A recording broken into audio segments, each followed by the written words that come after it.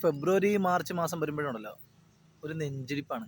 അതിൻ്റെ കാരണം എന്താണെന്ന് വെച്ച് കഴിഞ്ഞാൽ ഈ ഫെബ്രുവരി മാർച്ച് മാസത്തിലാണ് ശരിക്കും ഈ ഓഡിറ്റിങ് നടക്കുന്നത്. ഈ ഓഡിറ്റിങ് നടക്കുന്നതും നമ്മളുമായിട്ട് എന്ത് ബന്ധമെന്ന് ചോദിച്ചു കഴിഞ്ഞാൽ നമ്മളൊക്കെ സാധാരണക്കാരാണ്, കൂലിപ്പണിക്കാരാണ്. പക്ഷെ നമ്മളുമായിട്ട് ബന്ധമുണ്ട് എന്ന് പറഞ്ഞാൽ എല്ലാവരുമായിട്ടല്ല, ഈ ലോൺ എടുത്തവരുമായിട്ട് ബന്ധമുണ്ട്. നമ്മൾ സാധാരണക്കാരും പണമില്ലാത്തവരും അല്ലെങ്കിൽ വലിയ വമ്പൻ ബിസിനസ്സുകാരും ഒക്കെ ആണല്ലോ ലോൺ എടുക്കുന്നത്. നമ്മളെപ്പോലെ സാധാരണക്കാരെന്തിനാണ് ലോൺ എടുക്കുന്നത്? നമ്മൾക്ക് ജീവിക്കാനായിട്ട് എന്തെങ്കിലും ഒരു തൊഴിൽ തുടങ്ങാനോ, അല്ലെങ്കിൽ നമ്മുടെ എന്തെങ്കിലും ഒരു കടബാധ്യത തീർക്കാനോ, അല്ലെങ്കിൽ പിന്നെ പെൺകുട്ടികൾ വിവാഹം കഴിപ്പിച്ച് അയക്കാനോ, അല്ലെങ്കിൽ ചിലപ്പോൾ ഒരു വീട് വെക്കാനൊക്കെ ആയിട്ട് ആയിരിക്കുമല്ലോ. അപ്പോൾ എൻ്റെ ജീവിതത്തിലും അത്തരത്തിലൊരു സംഭവം ഉണ്ടായിട്ടുണ്ട്. ഇപ്പോഴല്ല, ഒരു 10 വർഷം മുൻപ്. പക്ഷേ ആ 10 വർഷത്തെ ആ ഒരു ജീവിതത്തിൽ എനിക്ക് കിട്ടിയ ഒരു ആഘാതം എനിക്ക് ഇന്നും ആ സമയമാകുമ്പോൾ എനിക്ക് പേടിയാണ്. കാരണം ഫെബ്രുവരി മാർച്ച് സമയമാകുമ്പോൾ എനിക്ക് ഒരു നെഞ്ചിടിപ്പാണ്, ഒരു ആദിയാണ്. അതിൻ്റെ കാരണം എന്ന് പറഞ്ഞ ഇതാണ്: കല്യാണം കഴിഞ്ഞ് എൻ്റെ വിവാഹം കഴിഞ്ഞിട്ട് സാധാരണ എല്ലാ കുടുംബങ്ങളിലും നടക്കുന്നത് പോലെ തന്നെ ഞാൻ പെട്ടെന്ന് പുറത്തായി വീട്ടിൽ നിന്ന്. കാരണം അതിന് കാരണം വേറൊന്നുമില്ല, അതങ്ങനെയാണ്, അതൊരു ഫാക്റ്റാണ്. അങ്ങനെയാണ്, അങ്ങനെ വേണം. ഒരു കുടുംബജീവിതം നമ്മൾ പുതിയത് ആരംഭിക്കുമ്പോൾ നമ്മൾ സെപ്പറേറ്റ് ആകുക എന്നുള്ളത് തന്നെയാണ് ഒരു പ്രപഞ്ച സത്യമാണത്. കാരണം കുടുംബ വ്യവസ്ഥിതി എന്നൊക്കെ പറയുന്നത് അത് പഴയ കാലഘട്ടങ്ങളിലൊക്കെ പിന്നെയും എല്ലാ പ്രശ്നങ്ങളും എന്താ പറയുക, അകം വേകുന്നത് പുറം അറിയില്ല എന്ന് പറയുന്നത് പോലെ അഡ്ജസ്റ്റ് ചെയ്ത് അന്നത്തെ കാലഘട്ടത്തിലൊക്കെ ജീവിച്ചിട്ടുണ്ടാവും. പക്ഷെ ഇന്ന് അങ്ങനെയല്ല. ഇന്ന് കൂട്ടുകുടുംബം എന്ന് പറയുന്നത് അധികം ഇല്ല. കാരണം ചെറിയ ഈ പറയുന്ന പോലെ കുടുംബമാണ്, സെപ്പറേറ്റ് സെപ്പറേറ്റ് മാറുന്നതാണ് എല്ലാവർക്കും ഇഷ്ടം. അപ്പോൾ അന്ന് എൻ്റെ ജീവിതത്തിലും ഈ പറയുന്ന പോലെ തന്നെ വിവാഹം കഴിഞ്ഞപ്പോൾ ചില സംസാരം ചേരായ്മയും, മനസ്സിലായോ, സ്വരച്ചേർച്ചകൾ ഉണ്ടായി. അങ്ങനെ സെപ്പറേറ്റ് ആകണമെന്ന് കരുതി സെപ്പറേറ്റ് ആയി.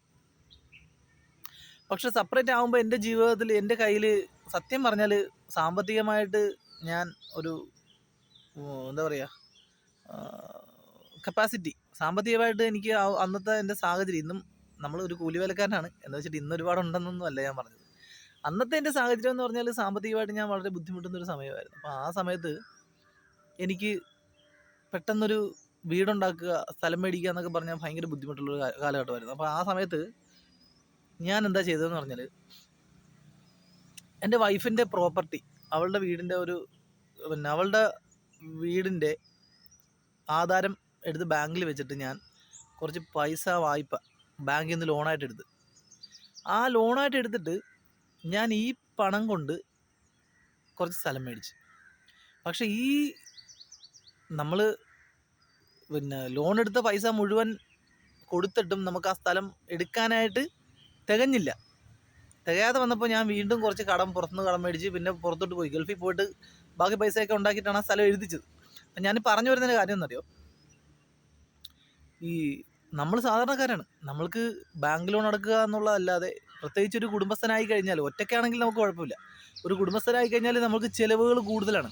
അപ്പോൾ ബാങ്കിൽ അടക്കുക എന്നുള്ളത് അത് പോരാതെ നമുക്ക് വീണ്ടും ചിലവുകൾ, അതിൻ്റെ പുറത്ത് വേറെ ചിലവുകളൊക്കെ, ജീവിതം തുടങ്ങുമ്പോൾ അങ്ങനെയാണല്ലോ, ചിലവുകൾ വരാൻ തുടങ്ങിയപ്പോൾ ബാങ്കിൽ അടവ് മുടങ്ങി. അത് പലപ്പോഴും ബാങ്കിൽ അടവ് മുടങ്ങുക എന്ന് പറഞ്ഞാൽ ആദ്യ കാലഘട്ടത്തിലൊക്കെ എന്ന് പറഞ്ഞാൽ, ആദ്യത്തെ അടവിൻ്റെ സമയത്തൊക്കെ എന്ന് പറഞ്ഞാൽ നിസ്സാര എമൗണ്ടൊക്കെ മുടങ്ങിയിട്ട് പിന്നെ വർഷാവസാനം ആകുമ്പോൾ അത് എനിക്ക് വലിയ ടെൻഷനില്ല.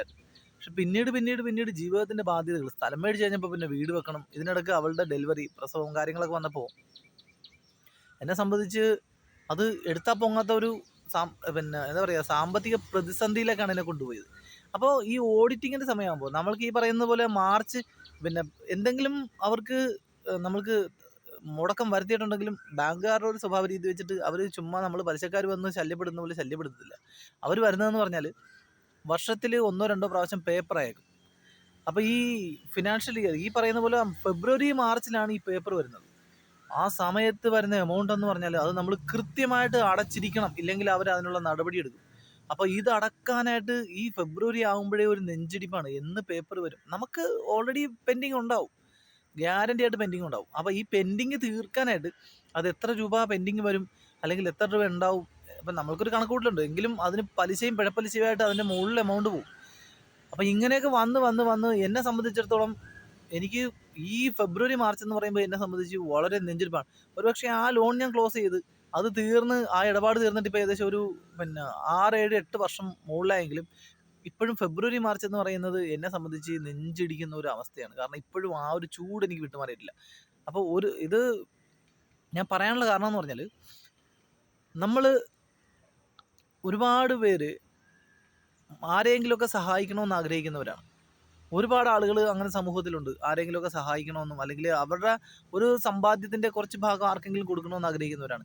പക്ഷെ പലപ്പോഴും ഞാൻ കണ്ടിരിക്കുന്ന ഒരു കാര്യം എന്ന് പറഞ്ഞാൽ, ഇങ്ങനെയുള്ള ആളുകൾ ചെയ്യുന്ന ഒരു കാര്യം എന്ന് പറഞ്ഞാൽ, അവർ ഏതെങ്കിലും പള്ളിയിലോ അമ്പലങ്ങളിലോ അല്ലെങ്കിൽ സാധാരണക്കാരായിട്ടുള്ള ആളുകൾക്ക് ഈ പറയുന്ന പോലെ ഏതെങ്കിലും ഭിക്ഷക്കാരായിട്ടുള്ള അല്ലെങ്കിൽ ഈ പറയുന്ന റോഡ് സൈഡിലുള്ളവർക്കോ ആർക്ക് കൊടുക്കരുതെന്ന് ഞാൻ പറയത്തില്ല. എല്ലാവർക്കും സാമ്പത്തികം ആവശ്യമാണ്. ഇന്ന് നമ്മുടെ ഈ ലോകത്ത് ഭിക്ഷക്കാരനായിക്കോട്ടെ ഇനി ആരും ആയിക്കോട്ടെ, സാമ്പത്തികമില്ലാതെ മുന്നോട്ട് പോകാൻ പറ്റത്തില്ല. സാമ്പത്തികം എല്ലാവർക്കും ആവശ്യമാണ്. ചിലപ്പോൾ ജോലി എടുക്കാൻ സാഹചര്യം ഇല്ലാത്തവരുണ്ടാവും, ചിലപ്പോൾ അംഗവൈകല്യമുള്ളവരുണ്ടാവും. അങ്ങനെയുള്ളവർക്കൊക്കെ കൊടുത്തു, അതിനകത്ത് ഒരു കുഴപ്പമില്ല. പക്ഷേ ഞാൻ പറയുന്നൊരു കാര്യം നിങ്ങൾ വ്യക്തമായിട്ട് കേൾക്കണം. അതായത് ഈ ബാങ്കിൽ നിന്ന് ഈ വരുന്ന ഈ ഫെബ്രുവരി മാർച്ച് മാസങ്ങളിൽ ബാങ്കിൽ നിന്ന് പേപ്പർ വന്നിട്ട്, ബാങ്കുകളിൽ നിന്ന് പേപ്പർ വന്നിട്ട് അത് തിരിച്ചടക്കാൻ ഒരു ഗതിയില്ലാതെ എന്നാൽ അഭിമാനം ഓർത്ത് മറ്റുള്ളവരുടെ മുമ്പിൽ കൈനീട്ടാൻ പറ്റാത്ത ഒരുപാട് ആളുകളുണ്ടാവും. ഞാൻ പറയാൻ മനസ്സിലായോ? അപ്പം അവർക്കെന്ന് പറഞ്ഞാൽ ചിലപ്പോൾ പലരെയും അവർ പിന്നെ രഹസ്യമായിട്ട് ബന്ധപ്പെട്ടിട്ടുണ്ടാവും ഇച്ചിരി കാശ് അറേഞ്ച് ചെയ്യാനായിട്ട്. പക്ഷേ സാഹചര്യം ചിലപ്പോൾ ആരും കൊടുക്കത്തില്ല, അല്ലെങ്കിൽ ഒരുപാട് പേരോട് കൈനീട്ടാനുള്ള ഒരു അഭിമാനം ഓർത്തിട്ട് അവർ കൈനീട്ടത്തുമില്ല. അപ്പോൾ അങ്ങനെ ജപ്തി നോട്ടീസ് വന്നിട്ട് ജപ്തി ചെയ്യുന്നത് പ്രതീക്ഷിച്ച്, അല്ലെങ്കിൽ ബാങ്കുകാർ ആകെയുള്ള കിടപ്പാടം കൊണ്ടുപോകുമെന്ന് പേടിച്ചിട്ട് അത് പ്രതീക്ഷിച്ച് ജീവിക്കുന്ന, അല്ലെങ്കിൽ ആ ഒരു പിന്നെ ദുരന്താവസ്ഥ കാത്തിരിക്കുന്ന ഒരുപാട് കുടുംബങ്ങൾ നമ്മുടെ കേരളത്തിലുണ്ട്. അപ്പോൾ എൻ്റെ ഒരു അഭിപ്രായം എന്ന് പറഞ്ഞാൽ, നിങ്ങൾക്ക് ആരെങ്കിലും സഹായിക്കണമെന്ന് ആഗ്രഹമുള്ളവർ ദയവ് ചെയ്ത് നിങ്ങൾ ചെയ്യേണ്ട ഒരു കാര്യം എന്ന് പറഞ്ഞാൽ, ഇത്തരം ആളുകളെ ബാങ്കുകാരോട് നിങ്ങൾക്കിപ്പോൾ ചിലപ്പോൾ ഒരു 50,000 രൂപ അല്ലെങ്കിൽ 1,00,000 രൂപ ആർക്കെങ്കിലും കൊടുക്കാം. ഇപ്പോൾ നിങ്ങൾ എന്തെങ്കിലും ഒരു ബിസിനസ് ചെയ്ത് ലാഭം കിട്ടി, അപ്പോൾ ഏതെങ്കിലും ഒരു ചാരിറ്റിയിൽ അല്ലെങ്കിൽ ഒരു പള്ളിക്കോ അമ്പലത്തിനോ കൊടുക്കാമെന്ന് ആരെങ്കിലും ഉദ്ദേശിക്കുന്നുണ്ടെങ്കിൽ ദയവ് ചെയ്ത് നിങ്ങൾ അവിടെ കൊടുക്കാതെ. കാരണം കാലാകാലങ്ങളായിട്ട് മേടിച്ചുകൊണ്ടിരിക്കുന്നത് അവരൊക്കെ തന്നെയാണ്. മേടിച്ചുകൊണ്ടിരിക്കുന്നത്. പക്ഷേ ഈ ഞാൻ പറഞ്ഞ വിഭാഗക്കാർക്കൊന്നും ജീവിതത്തിൽ ഒരു സഹായം കിട്ടാത്ത ആളുകളാണ്. മനസ്സിലായോ? അപ്പോൾ ദയവ് ചെയ്ത് നിങ്ങൾ ചെയ്യേണ്ട കാര്യം എന്ന് പറഞ്ഞാൽ, നിങ്ങൾക്ക് ആർക്കെങ്കിലും എന്തെങ്കിലും കൊടുക്കണമെന്ന് ആഗ്രഹമുണ്ടെങ്കിൽ ദയവ് ചെയ്ത് നിങ്ങൾ ചെയ്യേണ്ട കാര്യം എന്ന് പറഞ്ഞാൽ, നിങ്ങൾ ഇത്തരക്കാരെ കണ്ടുപിടിച്ച്, അതായത് ബാങ്കുകാരുമായിട്ട് നിങ്ങൾ കോൺടാക്ട് ചെയ്താൽ മതി. ബാങ്കുകാർ കൃത്യമായിട്ട് പറയും ഏറ്റവും മോശം സിറ്റുവേഷനിൽ നിൽക്കുന്ന ആരാണ് എന്ന് ബാങ്കുകാർ പറഞ്ഞുതരും. നിങ്ങൾ അവരോട് ഇപ്പോൾ ബാങ്കുകാർക്ക് ഒരു ഗുണമെന്ന് പറഞ്ഞാൽ, ബാങ്കുകാർക്ക് എല്ലാവരുടെയും ഡീറ്റെയിൽസ് അറിയാൻ പറ്റും. എത്ര രൂപ അടക്കാനുണ്ടെന്നും സാഹചര്യം എന്താണെന്നും അടക്കാൻ പറ്റുമോ എന്നൊക്കെ അവർക്ക് അറിയാൻ പറ്റും. പക്ഷേ അവർക്ക് ഇവരെ സഹായിക്കാനുള്ള ഓപ്ഷൻ ഇല്ല. ജീവനക്കാർക്ക് അവർക്ക് എന്താ പറയുക, അവരുടെ നിന്ന് പിരിച്ചെടുക്കാനുള്ള ഓപ്ഷനേ ഉള്ളൂ.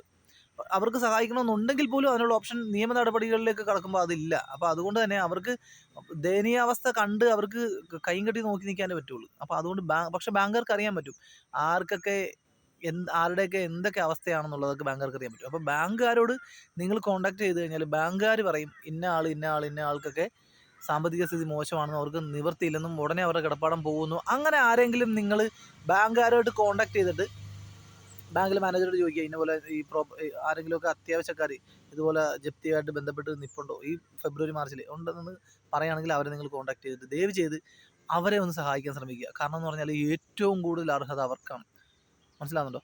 നമ്മളെല്ലാവരും നശിച്ചു പോകണം, അല്ലെങ്കിൽ നമ്മൾ മോശമായിട്ട് ജീവിക്കണം, ഇല്ലെങ്കിൽ ബാങ്കുകാരെ പറ്റിക്കണമെന്നും പറഞ്ഞ് ലോൺ എടുക്കുന്നവരല്ല. ഒന്നല്ലെങ്കിൽ ഏതെങ്കിലും തരത്തിൽ രക്ഷപ്പെടണം, അല്ലെങ്കിൽ സമാധാനമായിട്ടൊന്ന് ജീവിക്കണമെന്ന് ആഗ്രഹിച്ച് ലോൺ എടുക്കുന്നവരാണ്. സത്യമല്ലേ? ലോൺ എന്ന് പറയുന്ന സാധനം നമ്മൾ പെട്ടെന്നൊരു സുപ്രഭാതത്തിൽ തോന്നുന്ന ഒരു ആഡംബര ജീവിതത്തിന് വേണ്ടി എടുക്കുന്നവരല്ല. അങ്ങനെ എടുക്കുന്നവരുണ്ട്, തീർച്ചയായിട്ടും അങ്ങനെ എടുക്കുന്നവരുണ്ട്. ലോൺ എടുത്ത് ആഡംബരം കാണിക്കുന്നവരുണ്ട്. പക്ഷേ അങ്ങനെയുള്ളവരെ ബാങ്കുകാർക്ക് നല്ല കൃത്യമായിട്ട് അറിയാം. അവർ ആ പണം എന്തിനു ഉപയോഗിച്ചെന്നും എന്താണ് അവരുടെ അവസ്ഥ എന്നൊക്കെ നല്ലപോലെ അറിയാം. പക്ഷേ ജെന്യുവിനായിട്ടുള്ള ആളുകളുണ്ട്, അവരെയും ബാങ്കുകാർക്ക് അറിയാം. ഒരു പെണ്ണിൻ്റെ വിവാഹം നടത്താനായിട്ട് ലോൺ എടുത്തിട്ട് ചിലപ്പോൾ പ്രായമായ അപ്പനും അമ്മയും ആയിരിക്കും, ചിലപ്പോൾ തിരിച്ചടക്കാൻ പറ്റാത്ത ഗതികേടായിരിക്കും, ചിലപ്പോൾ ഒരു മകനുള്ളത് ചിലപ്പോൾ മരിച്ചു പോയിട്ടുണ്ടാവും. അപ്പോൾ ഈ പ്രായമായ അപ്പനും അമ്മയ്ക്കോ അത് തിരിച്ചെടുക്കാൻ പറ്റാത്തൊരു സാഹചര്യമായിരിക്കും. അപ്പോൾ അങ്ങനെയൊക്കെയുള്ള ജെന്യുവിനായിട്ടുള്ള കേസുകളുണ്ട്. അപ്പോൾ ദയവ് ചെയ്ത് നിങ്ങൾക്ക് 10 രൂപ ആരെങ്കിലും സഹായിക്കാൻ ആഗ്രഹമുണ്ടെങ്കിൽ ഇത്തരക്കാരെ സഹായിക്കുക.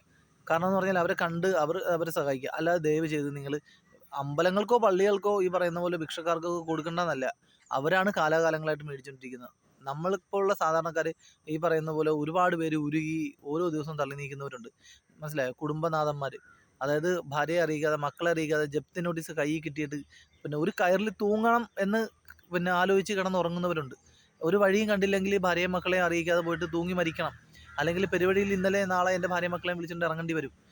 ഇല്ലെങ്കിൽ ഭർത്താവ് മരിച്ചുപോയി വിധവയായ സ്ത്രീ ഉണ്ടാവും, അവരുടെ പ്രോപ്പർട്ടി. അപ്പോൾ അങ്ങനെയൊക്കെ ഉള്ളവരെ കണ്ടുപിടിച്ച് ദയവ് ചെയ്ത് അവർക്കൊരു സഹായം ചെയ്ത് കൊടുക്കുക. അവർക്കൊരു 10 രൂപ കൊടുക്കാൻ നിങ്ങളെ കൊണ്ട് നിവൃത്തിയുണ്ടെങ്കിൽ, നിങ്ങളെ കൊണ്ട് സാധിക്കുമെങ്കിൽ ഏറ്റവും നല്ല കാര്യം അതായിരിക്കും, ഏറ്റവും നല്ല കാര്യം. കാരണം എല്ലാവരും സ്വസ്ഥമായി സമാധാനമായിട്ട് ഉറങ്ങട്ടെ. എല്ലാവർക്കും വേണ്ടത് സമാധാനവും സന്തോഷമാണ്. അത് നമ്മളെ കൊണ്ട് കൊടുക്കാൻ പറ്റുമെങ്കിൽ, ആർക്കെങ്കിലും ഒരാൾക്കെങ്കിലും കൊടുക്കാൻ സാധിക്കുമെങ്കിൽ അവർ ആ ഒരു വലിയ ബാധ്യതയിൽ നിന്നും മുക്തി നേടട്ടെ, അവരും ജീവിക്കട്ടെ. അപ്പം ഞാൻ പറഞ്ഞു വരുന്ന കാര്യം എന്ന് പറഞ്ഞാൽ, ഞാൻ അനുഭവസ്ഥനാണ്. ഫെബ്രുവരി മാർച്ച് മാസമാകുമ്പോൾ ഇപ്പോഴും ഈ ഒരു ക്ലൈമറ്റും ഈ ഒരു ഫെബ്രുവരി മാർച്ച് മാസമാകുമ്പോൾ ഇപ്പോഴും ഞാൻ പ്രതീക്ഷിക്കുന്നത് ഒരു ജപ്തി നോട്ടീസാണ്, ഒരു പേപ്പറാണ് ബാങ്കിൽ നിന്നുള്ള. കാരണം നീണ്ട 5-8 കൊല്ലം ഞാൻ അനുഭവിച്ച ആ ഒരു വിഷമം അല്ലെങ്കിൽ ആ ഒരു ദുരന്തത്തിൽ നിന്ന് എനിക്ക് പെട്ടെന്ന് ഒരു മുക്തി നേടാൻ പറ്റത്തില്ല. അപ്പോൾ അതുകൊണ്ട് എൻ്റെ ആ ഒരു സാഹചര്യം മറ്റൊരാൾക്ക് വരാതിരിക്കട്ടെ എന്ന് പിന്നെ എന്താ പറയുക, ഒരുപാട് ആഗ്രഹമുള്ളത് കൊണ്ടാണ് ഞാൻ ഇത്തരത്തിലൊരു വീഡിയോ ചെയ്തത്. ഇത് ഒരു കണ്ടന്റ് അല്ല, ഇതെൻ്റെ ഒരു ആത്മാർത്ഥമായ ഒരു എന്താ പറയുക അനുഭവമാണ് ഞാൻ പറഞ്ഞത്. നിങ്ങൾ ഈ വീഡിയോ പൂർണ്ണമായിട്ട് കേൾക്കുന്നുണ്ടെങ്കിൽ, ആരെങ്കിലും കേൾക്കുന്നുണ്ടെങ്കിൽ, നിങ്ങൾക്ക് സാഹചര്യം സഹായിക്കാനില്ലെങ്കിൽ നിങ്ങൾ ദയവ് ചെയ്ത് ഷെയർ ചെയ്യുക. ഷെയർ ചെയ്തിട്ട് ആരെങ്കിലും കയ്യിൽ എത്തിയിട്ട് ആർക്കെങ്കിലും ഇത്തരം ഒരു ചിന്തയുണ്ടെങ്കിൽ അങ്ങനെ ആരെങ്കിലും കണ്ടുപിടിച്ച് സഹായിക്കട്ടെ.